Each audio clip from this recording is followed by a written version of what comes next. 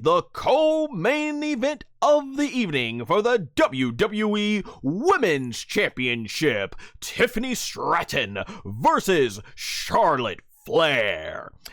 All right, so the entrances right off the bat. Tiffany Stratton comes out in a very much Barbie doll inspired entrance. It was pretty cool, and the audience, you could hear the loud cheers. They were very much for Tiffany Stratton in this match. And then you get Charlotte Flair, and she comes out in what I had to think was a really cool robe, pink and blue robe. Ironically, both her and Tiffany Stratton are wearing blue and pink in the match, and the stadium sounds basically that they are very much for Tiffany Stratton, because man, they were absolutely booing Charlotte Flair through this match. And for the most part, when we get to the bell ringing, they started just going ham fighting. Like, it was not very elegant looking. They were saying, oh, this is going to be ugly, and they wanted to play off, them using real life shots fired in their promos. So it was pretty much a brawl in the first part of the match. But as you get into the middle part of the match, basically Charlotte Flair, she gets the upper hand, and the audience is very audible about booing her and chanting Charlotte sucks. So you definitely hear that, even though they were quiet. At least it sounds quiet during certain parts of this match. And so from there, for the most of the middle, Charlotte Flair, Tiffany does make slight comebacks in the middle of the match, but keeps getting taken down by Charlotte Flair, and Charlotte looks to be getting visibly frustrated at not being able to put Tiffany away, which was a common running theme throughout the match. And she's just cursing at her at one point, dropping B-bombs at her and continuing the chop. And Tiffany, she does lay a couple of nice spine busters in on Charlotte Flair during this portion of the match, but then Charlotte Flair would keep kind of just taking back over the match and controlling it. It was kind of a slower paced match than usually what you see, I would say, out of these two and everything, but it kept going, but they kept it going. That's what I will say. It kept it going, and I'm not saying that was bad. I think that's one of the things that might hold this match back from previous matches we've seen them with both of the other ones in. At one point, it looked like this match was going to turn the tide when Charlotte is pushed off the rope, landing on her feet, as it seemed like Tiffany was going to end for the kill on Charlotte's surgically repaired leg. And I'm thinking like, okay, she's going to be a shark in the water and everything, but this is short-lived, only because Charlotte then starts working on Tiffany's leg. And I think for the rest of the match, Charlotte didn't really sell the leg until Tiffany went back to it. So they did this moment like it was going to be a big part of the story, and like, okay, now how can Charlotte try and overcome Tiffany with his leg? But like I said, it really wasn't much going on. It's like the story was just dropped, like she must have just shook it off or something and the leg was good again. So yeah, they kind of like they were teasing something for the match, but then it didn't go. And then from there, the audience was at this point kind of sounding really quiet for most of the part of the match, at least on TV. Once again, if it was different there, if you attended the show live, please let me know in the comment section if you're watching this on demand or in the comments in live chat.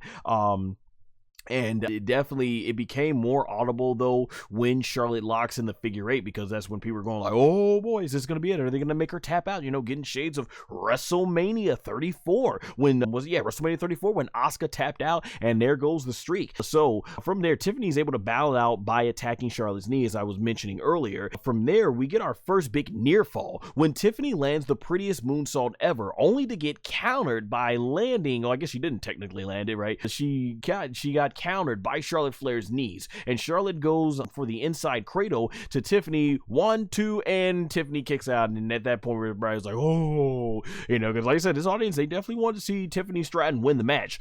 Charlotte Flair, she lands a natural selection jumping from the top rope, but it gets only a near fall, so that was a really cool match. As we get to the end of the match, Charlotte Flair, she gets irate, and she's grabbing to Tiffany by the head, yelling, no one will replace me. And usually when they do things like this in matches, it's a really tell sign, and especially when the match has been going on a long time, it's a tell sign that the person getting that frustrated is probably going to lose. Think about John Cena getting super overconfident, doing the whole people's elbow against The Rock only to catch The Rock bottom. Or think about even more recently, Rhea Ripley basically nearly putting Io Sky away just to trash talk Bianca, like, I'll see you at WrestleMania, and then boom, Io Sky picked the win. So this is when I'm like, oh snap, I think my pick might win here. My pick might win. So as the match goes on from there, Tiffany fights back, and she eventually is able to get Charlotte Flair with the Alabama Slammer into the corner of the turnbuckle, and she then hits the prettiest moonsault ever for the 1, 2, 3 to successfully retain the WWE Championship, Women's Championship. And man, I got out of my seat and I was like, yes! Yes! Man, I thought Charlotte was gonna win. I honestly thought she was gonna win. And even in the no DQ predictions lead, I messaged them in the group chat saying that, yeah, I mean, Charlotte's probably gonna win, but that's what my mind was telling me. But I'm like, you know what? I'm gonna go with what my heart tells me. And my heart tells me that in reality, here in 2025, go with the upstart 25-year-old who can use someone like the star power of Charlotte Flair, what she's accomplished, as she can use the win a lot more. And that's what they did here. And I'm glad to see Triple H go with the absolute right decision. I mean, think about all the time over the years when we thought Charlotte Flair should have probably lost, like Asuka. Like, why kill the momentum of Asuka's winning streak when you can tell a big story? Even especially, like I said, at the time, Ronda Rousey was there. You could have maybe had Ronda in the streak after 1 year building Ronda up as a monster and continuing to build Asuka as a monster, but they squandered all of that. And thankfully, Asuka made a huge comeback for her career. She's had an amazing career. Think about there was times when like Rhea Ripley lost to Charlotte, and thankfully Rhea made the comeback. And that's the thing about it. I don't think it would have been it for for Tiffany if she lost. That definitely she could have made that comeback, but I'm glad that they're doing what Aaron Riff often says on his channel, NoDQ.com, strike while the iron is hot. This is absolutely the right decision. This does not hurt Charlotte Flair, and I think that's what a lot of people have said over the years, is that it does not hurt Charlotte Flair to get a loss like this. This is the right move, establishing Tiffany Stratton. So they did the opposite of what they did with Rhea Ripley, because I think Rhea Ripley was 25 at the time, lost to Charlotte Flair, and then came back 3 years later and got the win. No, they're going to wait. So now it's going to be nice to see that maybe by the time Tiffany gets the age that Rhea Ripley was when she finally did get the big clean win over Charlotte Flair at WrestleMania 39 2 years ago, is that now Tiffany can be a lot more further. We don't have to utilize the next 2 to 3 years, or see WWE utilize the next 2 to 3 years to build up Tiffany Stratton. Now they can just use this momentum, because obviously you hear the audience, the fans love Tiffany Stratton, and you can build her up as one of the future big stars of the women's division.